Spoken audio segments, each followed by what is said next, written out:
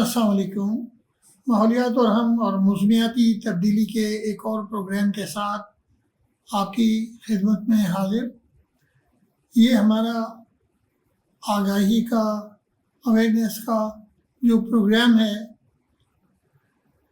اس کا جو مین آبجیکٹیو ہے، جو مقصد ہے، وہ یہ ہے کہ ہم اپنے ماحول کے بارے میں جانیں اور اس کے لیے ہم یہ کاوش کریں کہ ہم ایک پولوشن فری انوائرمنٹ موجودہ دور میں اور آنے والے دور میں ہم اپنے بچوں کو پرووائڈ کر سکیں۔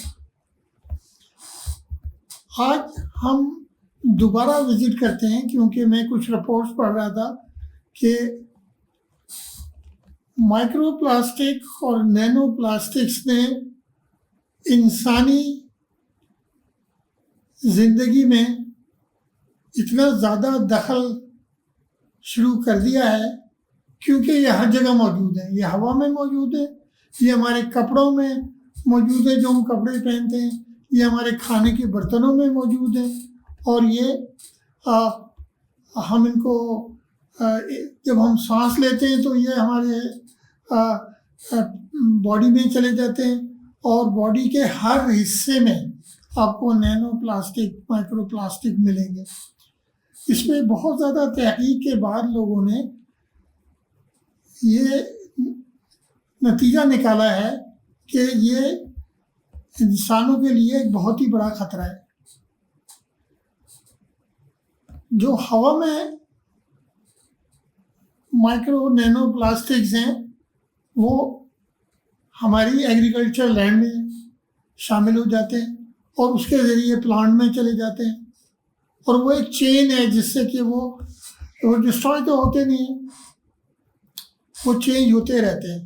تو ہم یہ تو نہیں کر سکتے کہ پیکیجنگ انڈسٹری کو مجبور کریں کہ وہ پلاسٹک میں پیک نہ کریں چیزیں، وہ تو بہت لمبا ٹائم لگے گا، لیکن ہم اپنے گھر میں کچھ چیزیں کر سکتے ہیں اپنے آپ کو اور اپنے بچوں کو محفوظ رکھنے کے لیے۔ وہ چیزیں یہ ہیں کہ جو کیمیکل کوٹیڈ ہم کالے والے جو برتن استعمال کرتے ہیں، ساس پینز، اس کے لیے ٹینڈر، دیگچیاں، اس میں موسٹلی ٹیفلان کوٹیڈ کو بہت سیف سمجھتے تھے ہم ایک زمانے میں، لیکن وہ بھی بریک ڈاؤن ہوتا ہے۔ آپ نے دیکھا ہوگا کہ وہ ہائی ہیٹ پہ ایکسپوز ہونے کے بعد بار بار بریک ڈاؤن ہو جاتا ہے، اور آہستہ آہستہ وہ ہمارے فوڈ میں Nano plastic, micro plastic release کرتا رہتا ہے۔ تو ہمیں سب سے پہلے تو اپنے گھر میں جو کھانا پکانے کے برتن ہیں ان کو، ہمارے پاس مٹی کے برتن ہوا کرتے تھے، وہ اڈاپٹ کر سکتے ہیں۔ اس کے بعد اسٹین لیس اسٹیل کو اڈاپٹ کر سکتے ہیں، اور اس کے بعد راٹ آئرن کے بنے ہوئے استعمال کر سکتے ہیں، یا سیرامک کوٹیڈ بھی جو ہے ایکسیپٹیبل ہے اگر اچھی کمپنی نے بنایا ہو تو۔ اور ایک اور ایفرٹ جو کرنا چاہیے مینوفیکچررز کو کہ یہ جو نان کیمیکل کوٹیڈ یوٹینسلز ہیں وہ مناسب پرائس پر اویلیبل ہوں۔ اس کے بعد پیکنگ مٹیریلز، جو کہ اب کھانوں کے لیے خاص طور سے جب کھانا باہر سے ہم منگاتے ہیں تو وہ پلاسٹک کے بیگ میں آتا ہے، یہ بہت زیادہ ٹرینڈ ہے، اب کھانا باہر سے منگا لو۔ تو اور پاکستان میں تو ہم گرم گرم حلیم، گرم گرم سالن اس بیگ میں لے آتے ہیں جس بیگ کا ہمیں یہ نہیں پتہ کہ یہ فوڈ گریڈ کوالٹی بھی ہے یا نہیں ہے، تو اس سے مائکرو اور نینو پلاسٹک ہماری باڈی میں جا رہے ہیں۔ اس کے بعد گھر میں اسٹوریج کے لیے جو ہم کنٹینر استعمال کرتے ہیں وہ پلاسٹک کے کنٹینر ہمیں نہیں استعمال کرنے چاہیے۔ ری ہیٹ کرنے کے لیے بھی ہم گلاس کا کنٹینر یوز کریں، جو لیفٹ اوور فوڈ ہے، بچا ہوا کھانا ہے، اس کو اسٹور کرنے کے لیے بھی ہم گلاس کے جو برتن ہیں، گلاس کے جو کنٹینرز ہیں وہ استعمال کریں۔ اسی طرح کھانا پکانے کے جو چمچ ہیں وہ پلاسٹک کے نہ استعمال کریں، وہ ہم استعمال کریں لکڑی کے، تو یہ بیسٹ ہے، یا اسٹینلیس اسٹیل کے کریں۔ اس کے بعد پینے کا پانی جو کہ ہم واٹر بوٹل میں لیتے ہیں، اپنی پرسنل واٹر بوٹل کو تو ہم کم سے کم گلاس سے چینج کر سکتے ہیں۔ تو اس کے بعد ہم جاتے ہیں کہ آپ کا جو یہ کلودنگ ہے اس کو بھی ہم چیک کر لیں، اس کا لیبل کہ اس میں کیا مکس ہوا ہے۔ کاٹن کے کپڑے زیادہ بہتر آپشن ہے۔ اسی طرح جو ہمارے پیکیجنگ مٹیریل ہیں، اس کے لیے ہمیں ایک بہت بڑی کوشش کرنی پڑے گی کہ گلاس مینوفیکچررز کو ہم یہ کنونس کریں کہ بھائی دودھ کے لیے، پانی کے لیے باٹلز اور کنٹینرز جو ہیں وہ آپ بنانا شروع کریں مناسب قیمت پر، تو سب لوگ استعمال کر سکیں گے۔ اس کے ساتھ ہی ہمیں ایک اور پریکاشن کرنی ہوگی، وہ یہ ہے کہ ہم پلاسٹک کو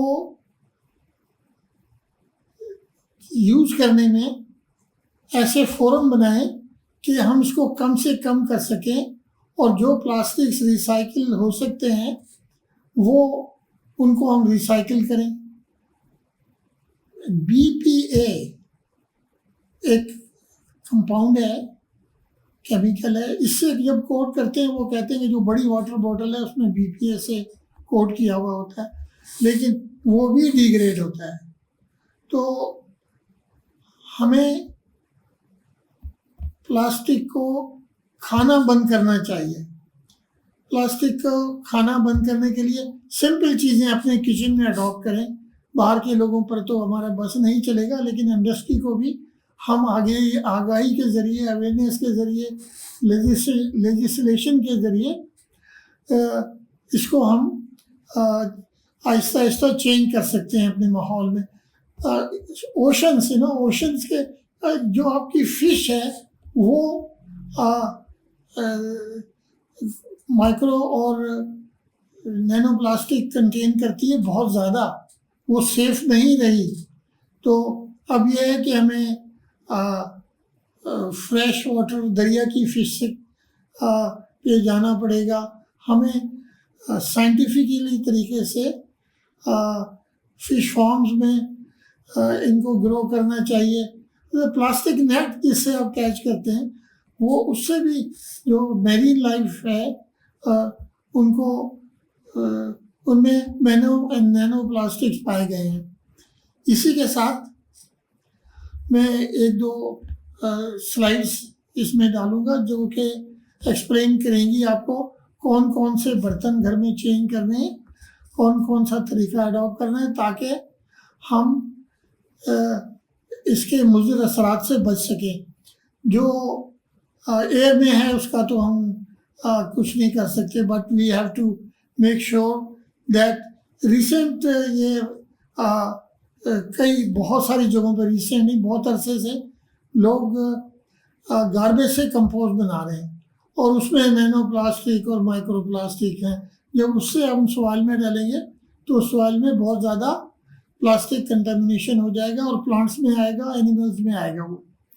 تو اسی کے ساتھ آج کا جو گفتگو ہے اس کو ہم یہیں پر ختم کرتے ہوئے آپ کو خدا حافظ کہتے ہیں، اور اس ماحولیات اور موسمیاتی تبدیلی کے سفر میں آپ کا شامل ہونا بہت ضروری ہے۔